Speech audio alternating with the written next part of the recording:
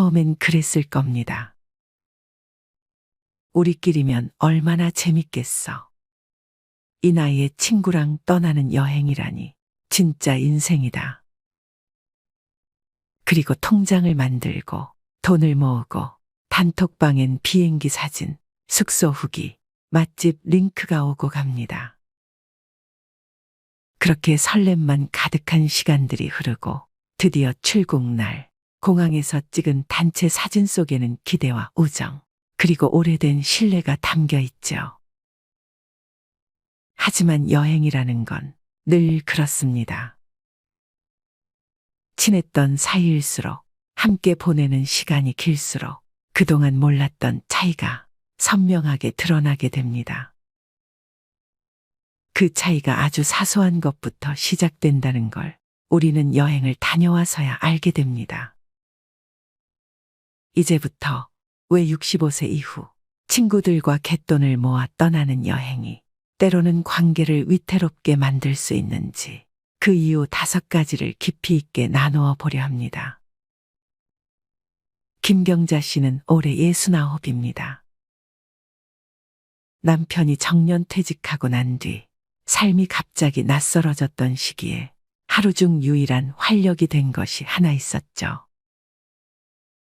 바로 수요 반찬 모임입니다.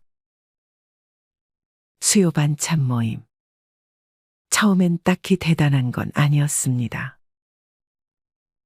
매주 수요일이면 셋, 넷씩 모여 시장 반찬을 함께 사다 먹고 누군가 김치 담그면 한 통씩 나누고 그렇게 만든 친목 모임이었습니다. 그 모임이 어느새 11년째.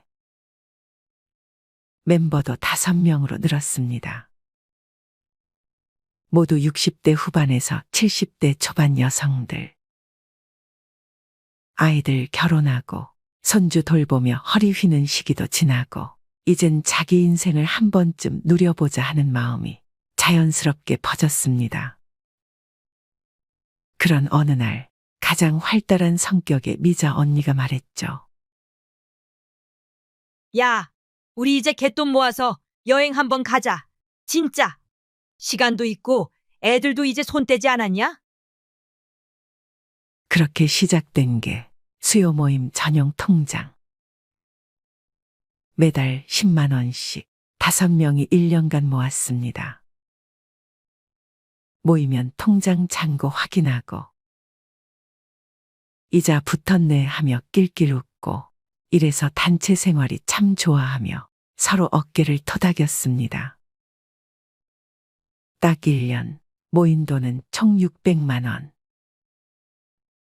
개인 경비 조금 보태서 5명이 함께 떠나는 6박 8일 베트남 다낭 자유여행이 확정됐습니다.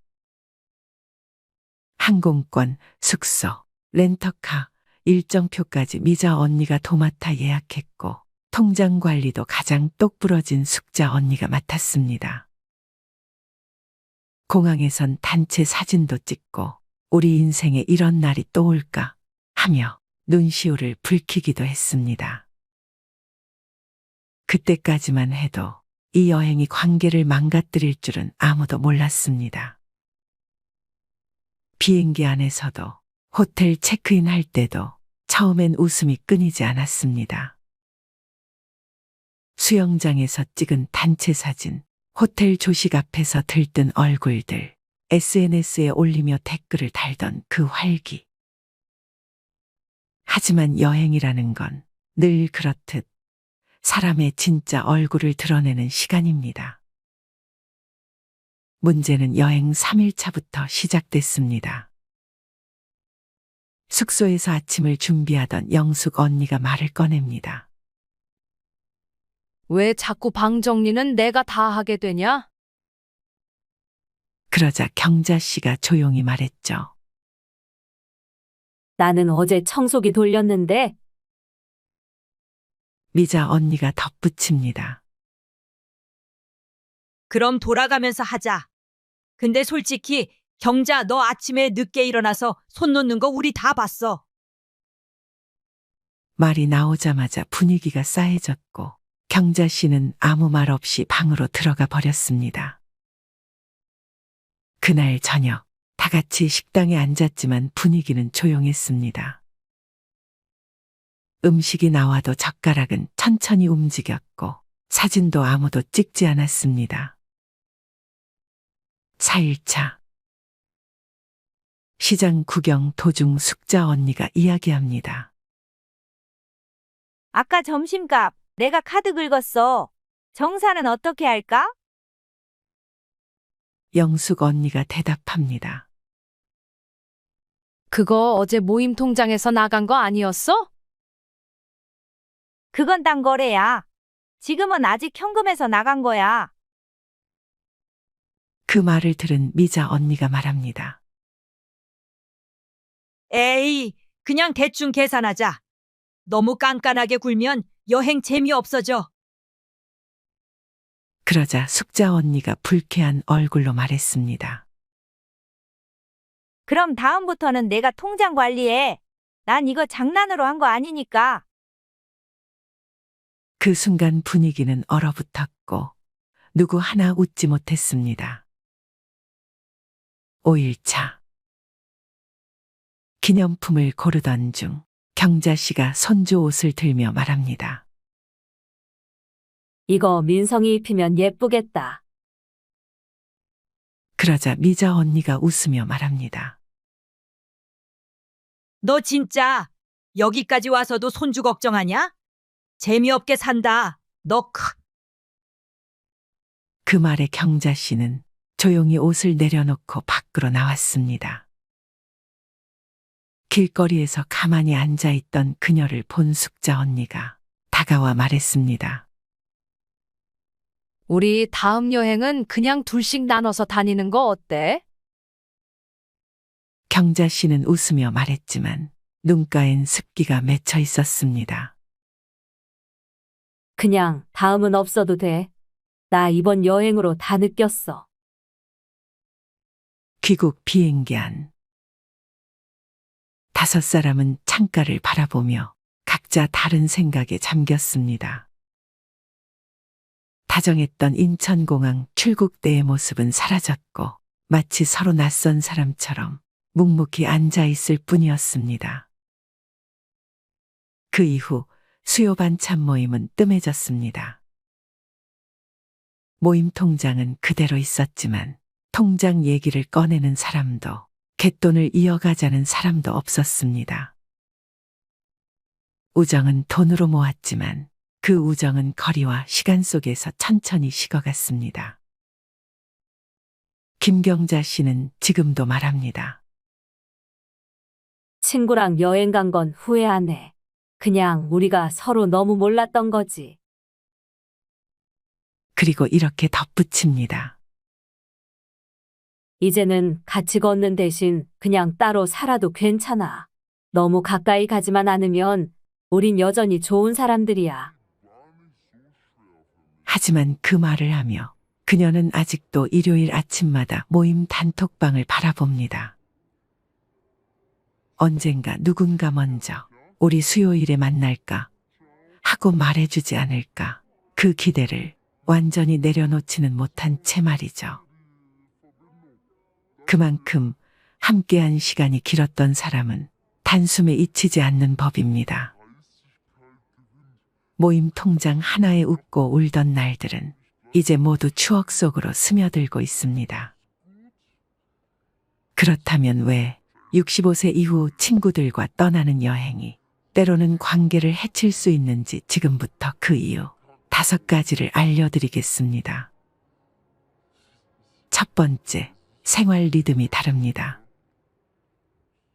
여행은 하루 24시간을 함께 보내는 일입니다.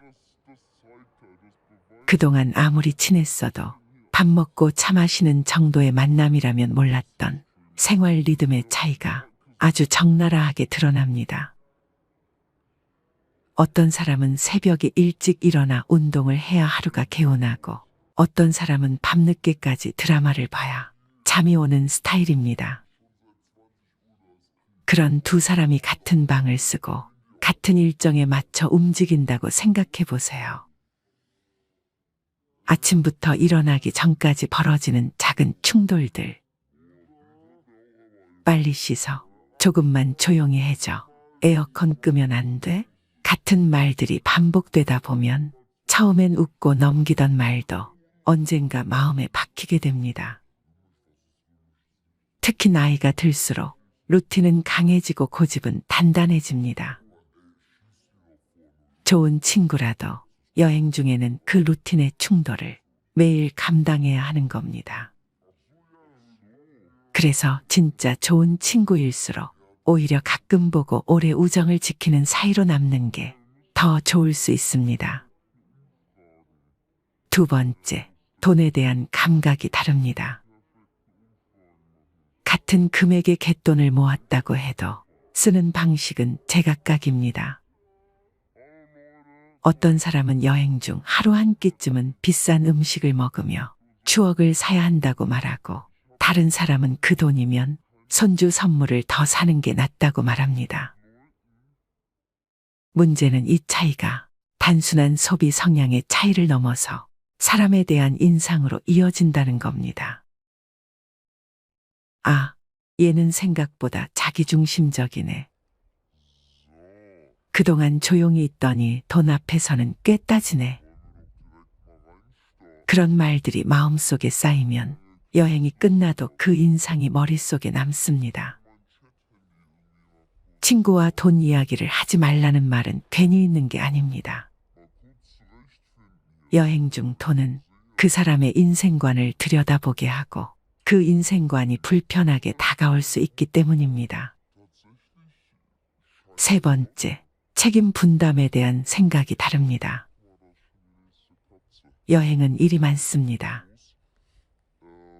일정을 짜는 사람, 항공권 예약하는 사람, 렌터카를 빌리는 사람, 숙소를 정리하는 사람, 회비를 관리하는 사람. 그 모든 걸 혼자서 도맡는 사람은 늘 마음이 무거울 수밖에 없습니다. 문제는 다른 사람은 그걸 노력이 아니라 취미 정도로 여길 수 있다는 겁니다. 얘는 원래 이런 거 좋아하잖아.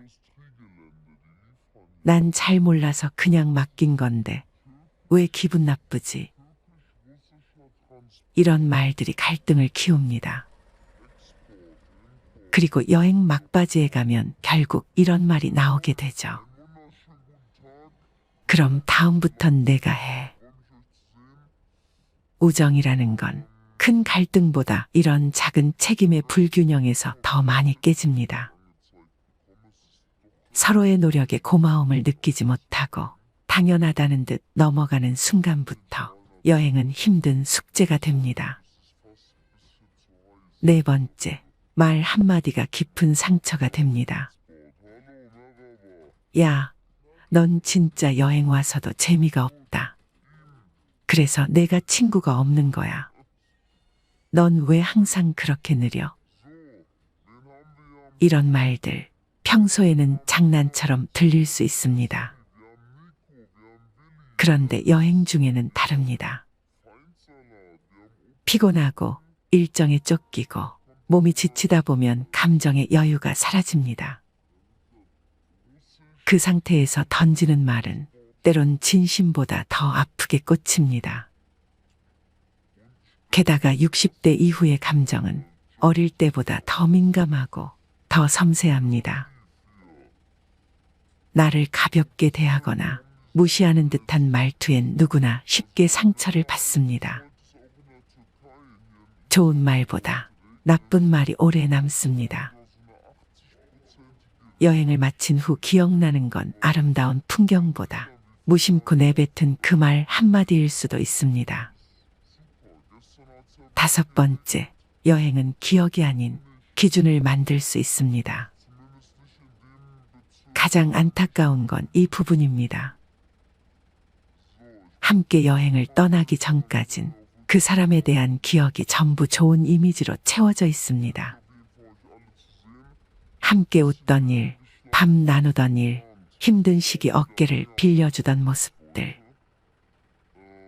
그런데 단 한 번의 여행으로 그 이미지가 뒤집히는 경우가 많습니다.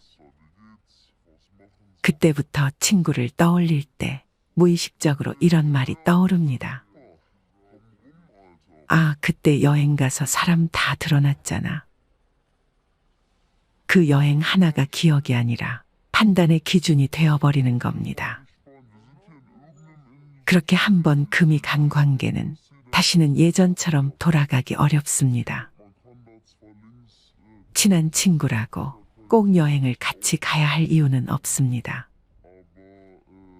함께 한 끼 밥을 먹고 시장 골목을 걸으며 서로의 소소한 하루를 나누는 것. 그게 어쩌면 더 깊은 우정일 수 있습니다. 특히 우리 인생의 후반부에서 관계는 많이가 아니라 오래 가는 것이 중요합니다. 서로에게 너무 가까이 가지 않아도 괜찮습니다. 언제나 따뜻한 자리에 앉아줄 친구라면 여행보다 긴 삶이라는 여정 속에서 충분히 함께할 수 있을 테니까요. 사회생활을 하면서 우리가 마주하게 되는 다양한 사람들과 상황들 속에서 진정한 관계와 그렇지 않은 관계를 구별하는 일은 정말 중요합니다. 로버트 그린의 책 인간 본성의 법칙에 따르면 우리는 모두 각자의 역할에 맞는 가면을 쓰고 살아갑니다. 사회적으로 보이고 싶은 모습 혹은 감추고 싶은 본질을 숨기기 위해 쓰는 가면들 말이죠. 하지만 특정한 상황이 되면 이런 가면이 벗겨지고 우리의 본 모습이 드러나는 순간들이 있습니다. 가장 흔한 예로 스트레스를 많이 받거나 자신의 콤플렉스가 자극받는 상황에서 사람들은 본능적으로 자신을 방어하려 합니다. 예를 들어 학벌이나 외모에 대한 콤플렉스를 가지고 있는 사람이 비슷한 상황에 놓였을 때 감춰왔던 열등감이 갑작스럽게 폭발하며 예기치 못한 행동을 보이곤 합니다. 이런 순간들은 우리가 인간 본성의 단면을 관찰할 수 있는 흥미로운 기회가 되기도 합니다. 또 다른 예는 자신에게 아쉬운 것이 없는 상황에서의 행동입니다. 예를 들어 식당의 직원, 주차 관리 요원 혹은 택시 기사님들을 대하는 태도를 보면 그 사람의 진정한 모습을 확인할 수 있습니다. 이런 상황에서 예의와 존중을 보이지 않는 사람이라면 그들의 인간성을 다시 한번 생각해 볼 필요가 있습니다. 이러한 작은 행동들 속에서 우리는 진실된 인간관계를 파악하는 단서를 얻을 수 있습니다. 최근에 있었던 일화 하나를 소개할게요. 한 친구와 오랜만에 만나 점심을 먹기로 했습니다. 메뉴판을 보며 대화를 나누던 중 그 친구가 첫마디로 한 말은 오늘 내가 맛있는 거 사주는 거지 였습니다. 단순한 농담일 수도 있겠지만 이런 말에서 그 사람의 기본적인 태도와 가치관을 엿볼 수 있습니다. 매번 먼저 얻어가려는 태도, 조금이라도 손해를 보지 않으려는 모습은 관계를 피곤하게 만들 수밖에 없습니다. 상대방이 느끼는 감정은 결국 그 관계를 지속하는 데 있어 중요한 기준이 되죠. 애덤 그랜트의 기브 앤 테이크에서는 인간을 3가지 유형으로 나눕니다. 먼저 주기만 하는 기버가 있고 받기만 하려는 테이커, 그리고 상황에 따라 주고받는 매처가 있죠. 테이커의 행동이 계속되면 주변 사람들은 자연스럽게 경계심을 가지게 되고 이는 결국 인간관계를 좁히고 고립시킬 가능성이 높아집니다. 이러한 관계의 반복은 결국 사회적 신뢰의 붕괴로 이어질 수 있습니다. 그렇다면 우리가 신뢰할 수 없는 사람을 어떻게 구별할 수 있을까요? 업무나 부탁을 맡긴 뒤에도 끊임없이 간섭하고 의심하는 사람은 장기적으로 함께하기 힘든 유형입니다. 이런 행동은 그 사람이 스스로 신뢰를 받아본 적이 없거나 타인을 믿는 방법을 알지 못한다는 것을 보여줍니다. 이는 단순히 업무적인 관계에서뿐만 아니라 일상적인 인간관계에서도 마찬가지입니다. 맡긴다면 믿어야 한다는 기본 원칙이 결여된 사람과는 지속적인 관계를 유지하기 어렵습니다. 또한 작은 약속을 반복적으로 어기는 사람도 주의해야 합니다. 이메일 보내드릴게요.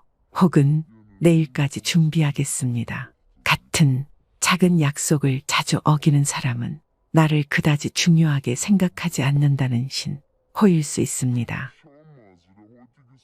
작은 약속조차 성실히 지키지 않는 사람과의 관계는 상처로 이어질 가능성이 높습니다.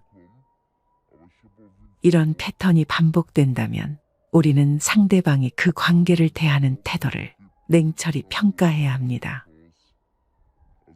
상대방의 시간을 존중하지 않고 자신의 필요에 따라 무리한 요구를 하는 사람도 조심해야 합니다.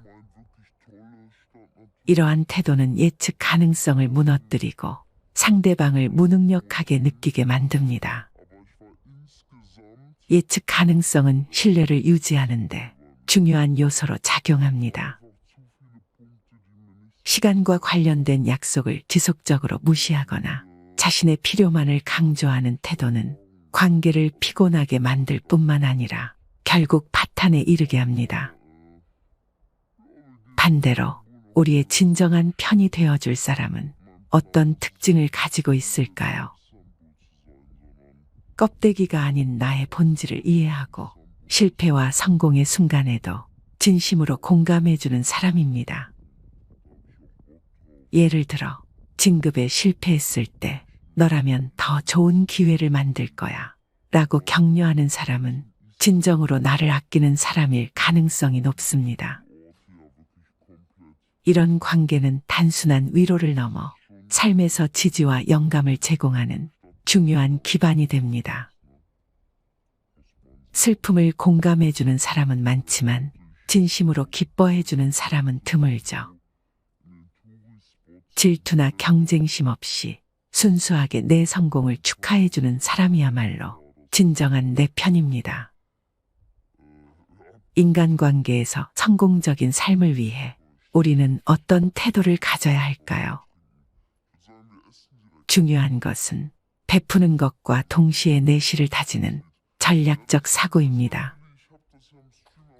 항상 상대방의 입장에서 생각하고 줄 수 있는 것을 베풀되 자신의 한계를 넘지 않도록 조절하는 것이 중요합니다. 예를 들어 누군가를 도울 때 그 행동이 내 일상에 지나치게 부담이 되지 않는 선에서 이루어져야 합니다. 도울 수 있는 한계치를 스스로 정하는 것이 상대방과의 관계를 건강하게 유지하는 데 중요한 역할을 합니다. 더불어 상대방이 진정으로 도움을 필요로 하는지를 파악하는 능력도 필요합니다. 애덤 그랜트는 성공한 기버의 특징으로 스마트함과 전략적인 사고를 꼽습니다. 단순히 퍼주는 기버는 주변 사람들에게 금방 지치거나 이용당하기 쉽습니다. 그러나 전략적인 기버는 자신이 베푸는 행위가 어떤 긍정적인 영향을 미칠지 계산하고 그것이 자신에게도 좋은 결과를 가져오도록 조율합니다. 진정한 인맥은 무조건 퍼주는 관계가 아니라 서로에게 긍정적인 영향을 주고받는 균형 잡힌 관계에서 나옵니다.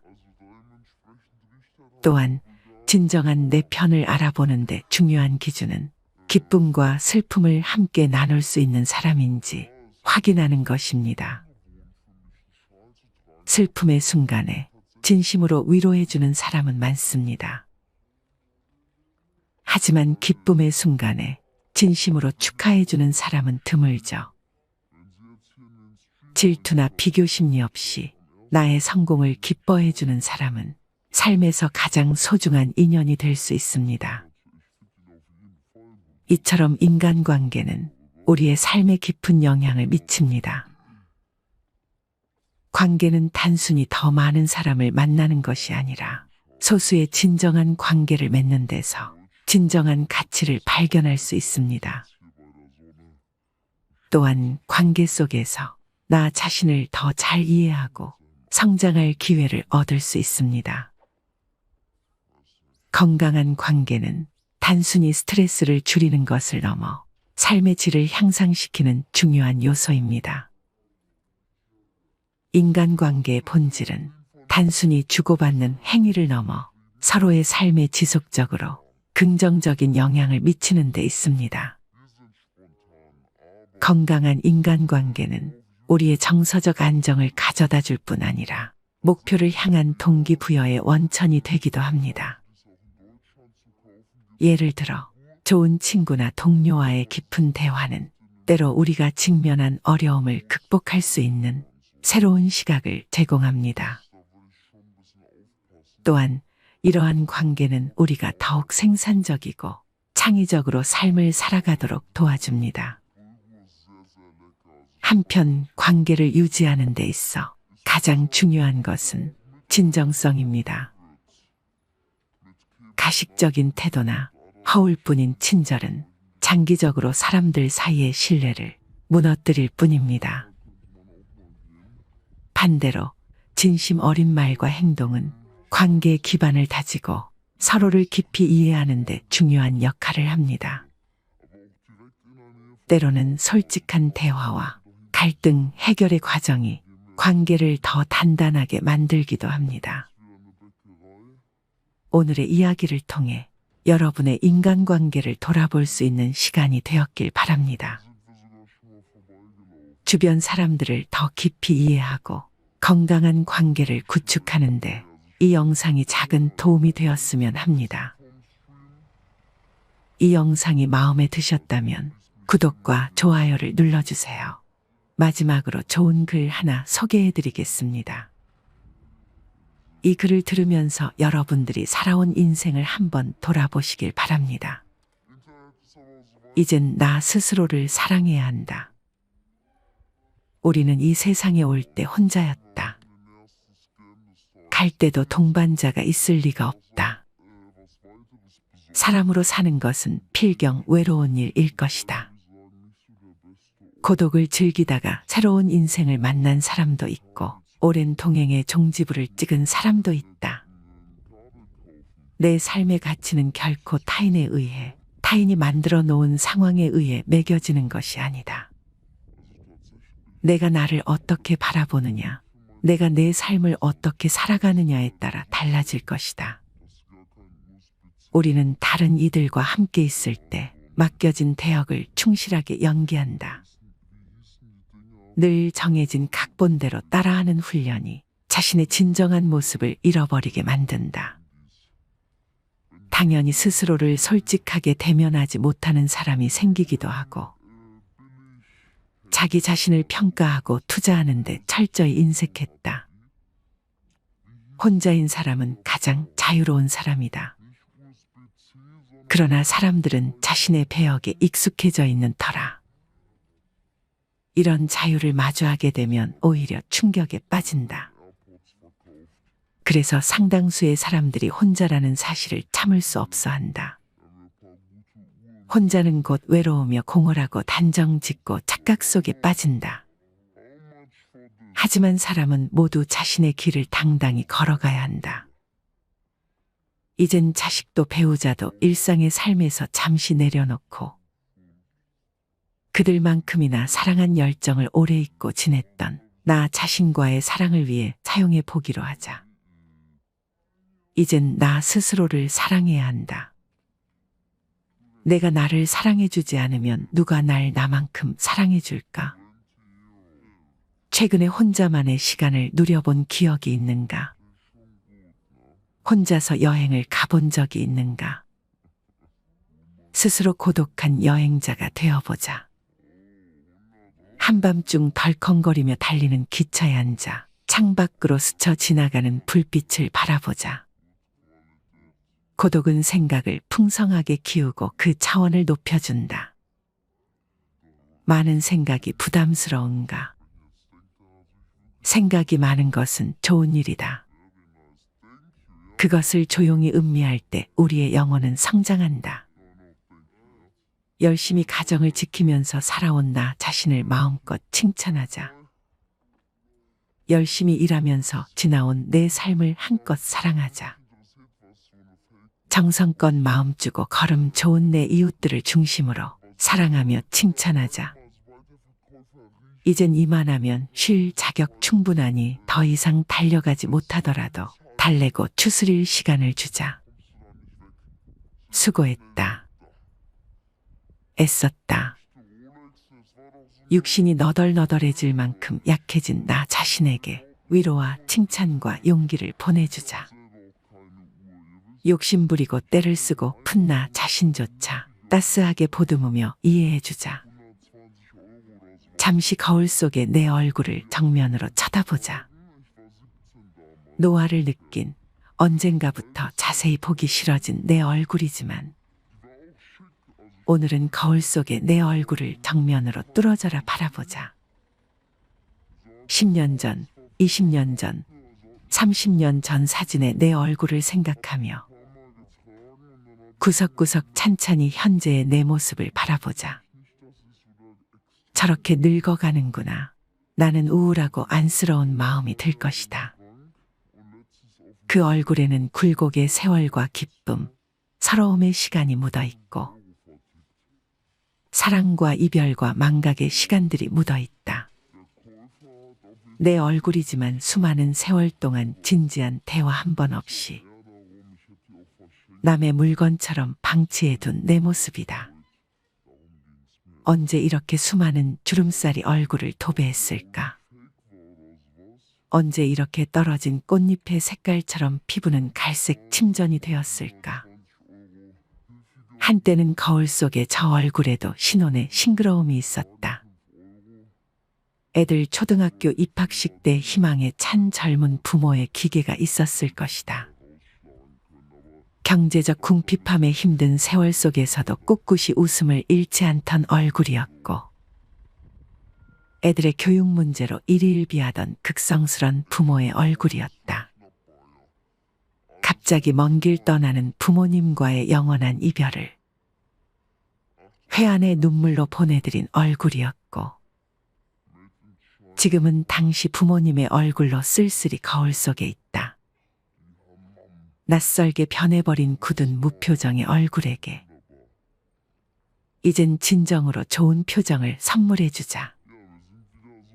지난 세월 근심과 걱정 속에서 찌들어간 내 얼굴에게 앞으로는 웃음과 희망을 전해주고 더 이상 주름살은 남겨주지 않도록 노력하자.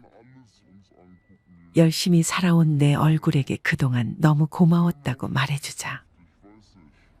수십 년을 동고동락해준 내 얼굴에게 지구상에 오직 하나뿐인 내 얼굴에게 남은 시간은 우리들만을 위해 바치겠노라고 약속하자.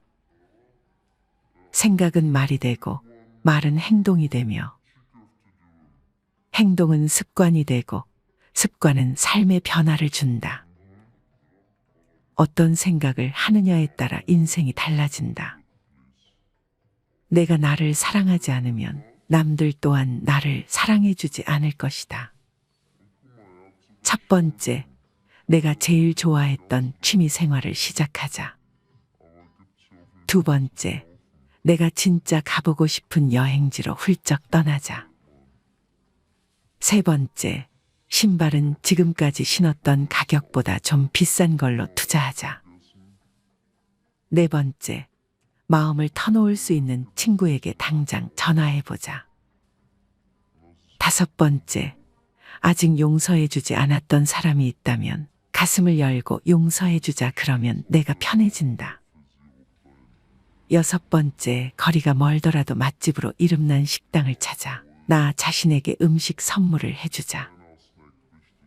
일곱 번째, 매일 아침 눈을 뜨는 순간 나는 사랑받기 위해 태어난 사람이고 지금 이 순간이 가장 행복한 사람이라고 외치자. 이 글을 읽은 모든 사람이 과거에 어떻게 살았던 지금 당장부터 행복했으면 한다. 거울 속의 낯선 나를 이젠 진정 사랑하는 대상으로 친하게 지내며 먼 훗날 영원한 안식 여행을 떠날 때 너와 나 우리는 행복한 삶을 살았다고 말할 수 있었으면 얼마나 좋을까. 내가 먼저 내 얼굴을 사랑해라고 말하고 바로 행동을 했으면 합니다. 나를 없인 여기지 말고 위대하고 또 위대한 소중하고 귀한 사람이 당신임을 잊지 말고 살았으면 합니다. 나는 지구상 하나뿐인 내 얼굴을 사랑합니다. 왜냐하면 한평생 희노애락을 같이 경험하며 살아온 얼굴이니까요. 이제는 늦기 전에 인생을 즐겨라. 아주 오래 살 것처럼 행동하면 어리석다. 걷지도 못할 때까지 기다리다가 인생을 후회하지 말고 몸이 허락하는 한 가보고 싶은 곳 여행하라. 혹시 병 들더라도 겁먹거나 걱정하지 마라. 태어나서 늙고 병들고 죽는 것은 누구에게나 오는 것 아닌가. 몸은 의사에게 맡기고 목숨은